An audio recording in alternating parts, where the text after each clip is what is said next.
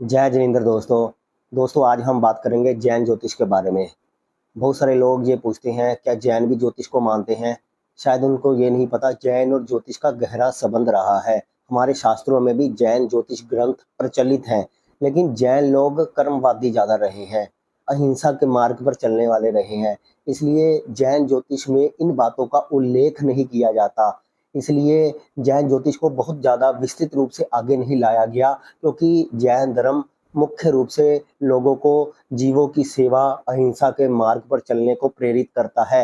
वो ग्रहों के माध्यम से फल लेने को ज़्यादा प्रेरित नहीं करता। इसलिए उनके कुछ सिद्धांतों को अमल में लाया गया, लेकिन उसके रहस्यों को ज़्यादा उजागर नहीं किया गया, क्योंकि जैन धर्म का और उनके साधु संतों का मुख्य रूप से यही उद्देश्य रहा है हमारे जैन धर्म का, कि लोगों को कर्मवादी बनाते हुए अपने आचार्य और तिथंत्रों का स्मरण करते हुए जीवन यापन करना। लेकिन ऐसा नहीं है कि जैन धर्म में ज्योतिष को दरकिनार कर दिया गया।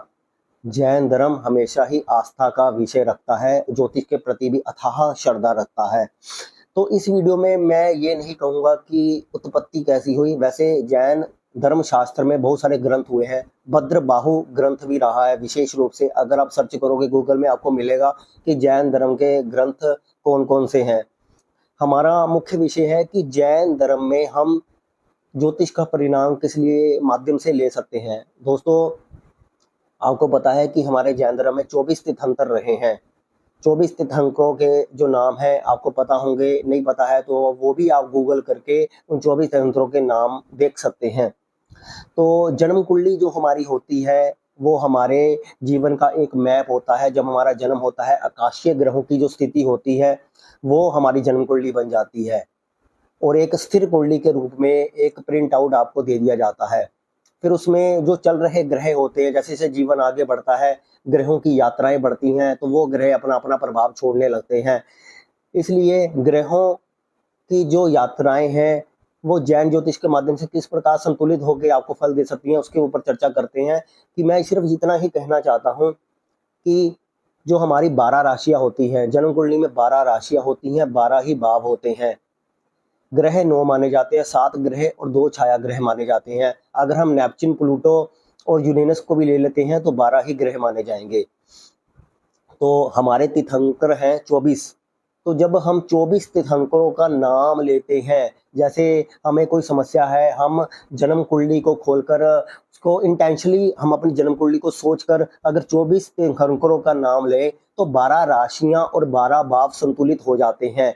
और नवाश कुंडली और लगन कुंडली, यानी लगन कुंडली के 12 भाव हो गए और नवाश कुंडली के 12 भाव हो गए। लगन और नवाश मुख्य 2 चार्ट ज्योतिष में सबसे ज्यादा इंपॉर्टेंट माने जाते हैं। वैसे तो बहुत सारे डिविजनल चार्ट की अपनी अपनी उपयोगिता है, लेकिन जन्म कुंडली और नवाश के 24 भाव यानी 12-12 दोनों चार्टों को ले तो 24 संतुलित हो जाते हैं। 24 तीर्थंकरों के अगर हम नाम श्रद्धा पूर्वक लेते हैं, अगर हम सोचते हैं कि हमारी जन्म कुंडली में जो भी दोष है, प्रारब्ध के जो भी दोष है, क्योंकि जैन ज्योतिष हमारे प्रारब्ध के दोषों से अवगत करा के हमें आगे बढ़ने की ओर प्रेरणा करती है कि हमें किस प्रकार से किसी जो हमारे से भूल चूक हो चुकी है, जो हमसे पाप हो गया है, हमें किस प्रकार से उसके कर्म बंधन से हमें आजाद होना है और हमें आगे बढ़कर किस प्रकार जीवों की सहायता करनी है, एक दूसरे को क्षमा करना है। इसलिए जैन धर्म में क्षमा दिवस का बहुत महत्वपूर्ण योगदान है। इसलिए मिच्छामी दुग्गड़म के रूप में हम क्षमा पर्व भी मनाते हैं। तो आपने ये देखा होगा, बहुत सारे अगर आपके जैन मित्र हैं तो आपको पता होगा कि क्षमा दिवस भी मनाया जाता है। तो 24 तीर्थंकरों का नाम लेने से 12 भाव और 12 राशियां संतुलित हो जाती हैं। लगन कुंडली के 2 चक्र लगा लीजिए, चाहे लगन और नवाश कंप्लीट हो जाते हैं। ऐसे में जो ग्रहों की दृष्टियां होती हैं, जैसे कुछ ग्रह क्रूर होते हैं, उनकी दृष्टियां अच्छी नहीं मानी जाती, जैसे मंगल हो गया, शनि हो गया, राहु केतु हो गया, इनकी दृष्टियां क्रूर होती हैं। तो यहाँ पर दृष्टियां डालते हैं, वहां पर कहीं ना कहीं संकट पैदा भी करते हैं। तो जैन धर्म हमें अहिंसा के मार्ग पर चलना सिखाता है। तो 24 तीर्थंकरों का नाम लेने से ग्रहों की जो पाप दृष्टियां हैं उनका पाप प्रभाव कम होके उसमें जो हिंसक प्रभाव है, हिंसक प्रभाव जो होता है वो कम होके वो भी अहिंसा के मार्ग पर चलने लगती हैं।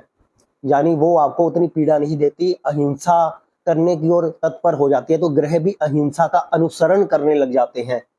तो ये आपको आजमाना पड़ेगा, क्योंकि हर ज्योतिष शास्त्र में अपनी अपनी विधाएं हैं। अगर आप कोई किसी भी भगवान का नाम सच्चे हृदय से लेते हैं तो आपको रास्ता जरूर मिलता है। ये जरूर है, जो व्यक्ति बहुत परेशान होता है उसको इतनी जल्दी रिजल्ट नहीं मिलता, तो उसको लगता है कि मैं तो बहुत कुछ कर चुका हूँ, मुझे कुछ भी फायदा नहीं मिल रहा। लेकिन एक समय के बाद जब आपकी समझ डेवलप होती है तब आपको पता चलता है कि ग्रहों की जो दृष्टियां है उसका जो तेज प्रभाव है वो किस प्रकार से कम हो रहा है, धीरे धीरे कैसे हमें लाभ मिल रहा है। तो जो जैन धर्म को मानते हैं, जो जैन धर्म का अनुसरण कर रहे हैं, ये वीडियो उनके लिए ही है। बाकी लोग भी अगर करना चाहते हैं तो कोई आपत्ति नहीं है, लेकिन बहुत सारे लोग मुझसे पूछते हैं कि आप जैन धर्म के भी उपाय बताओ, जैन ज्योतिष के माध्यम से भी उपाय बताओ। तो मैं आपको बता रहा हूँ कि 24 अंकों के नाम आप याद कर लीजिए, उनको आप रोज स्मरण अगर करते हैं। मैं और भी पोस्टें डालता रहता हूँ, हमारे इंस्टाग्राम अकाउंट पे भी काफ़ी पोस्टें मैं जैन ज्योतिष के बारे में अब डालने लगा हूँ, बहुत सारे लोगों की डिमांड पर। आप वो देख सकते हैं। अगर आपको अच्छी लगे तो हमें बताइएगा, ताकि हम इसके बारे में और जानकारी आपको देते रहें आगे। तो मेरा इस वीडियो को बनाने का मकसद यही है कि ग्रहों की दृष्टियां बहुत पाप प्रभाव डालकर हमारे जीवन में उथल पुथल पैदा करती हैं। अगर हम भगवान के नामों का उच्चारण करते हैं तो ग्रहों की हिंसक दृष्टियां अपना हिंसक प्रभाव छोड़ने को मजबूर हो जाती है और हिंसा के मार्ग का अनुसरण करती हैं। तो बस आपको यही ध्यान में रखना है। तो दोस्तों, इसके साथ हम विदा लेते हैं। हमारे चैनल को सब्सक्राइब जरूर कीजिएगा। जय जिनेंद्र दोस्तों।